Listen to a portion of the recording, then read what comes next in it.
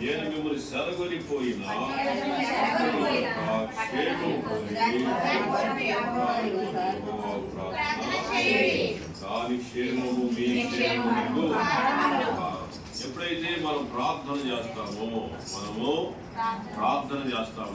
దేవుడు ఏం చేస్తాడంటే మనకు క్షేమం ఇస్తాడు. క్షేమం కొరకు ప్రార్థన చేయండి. రెండోది ఏం చేయాలి? మొదటిగా గృహంలో ప్రార్థన చేస్తాం. ప్రార్థన చేస్తున్నప్పుడు క్షేమం కొరకు ప్రార్థన. ఎప్పుడైతే క్షేమం కొరకు ప్రార్థన చేస్తామో దేవుడు ఏం చేస్తాడంట? 6వ వచనం అక్కడ ఏమీ మీకు తక్కువ లేకుండా. ఎప్పుడైతే మనం ప్రార్థన చేస్తామో దేవుడు ఏం చేస్తాడంట? ఏమీ తక్కువ లేకుండా దేవుడు చేస్తాడు. కొన్నిసార్లు మనకి తక్కువ కూడా కారణం ఏంటంటే మనము తగిన ప్రార్థన చేయకపోవడం. మనం ప్రార్థన చేయకపోవడమే మనము కొంత ఇరుకుల్లోనికి, ఇబ్బందుల్లోనికి, సమస్యలోనికి మనం వెళుతున్నాం.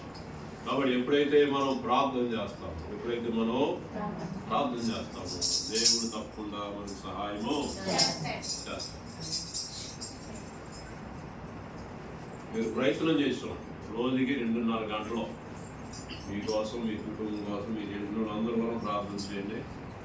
దేవుడు మీకు ఎంతో సంతోషాన్ని ఇస్తాడు, ఆనందిస్తాడు, సమృద్ధిని ఇస్తాడు. ఏది తక్కువ లేకుండా దేవుడు చేస్తాడు. నేను గట్టిగా ఆపేస్తాను. అందుకని దేవుడి యొక్క వాగ్దానం ఏమన్నాడు? మీరు ప్రార్థన చేస్తే మీకు ఏది తక్కువ లేకుండా చేస్తాం. కాబట్టి రెండోది ఏం చేయాలి? మనం క్షేమం కొరకు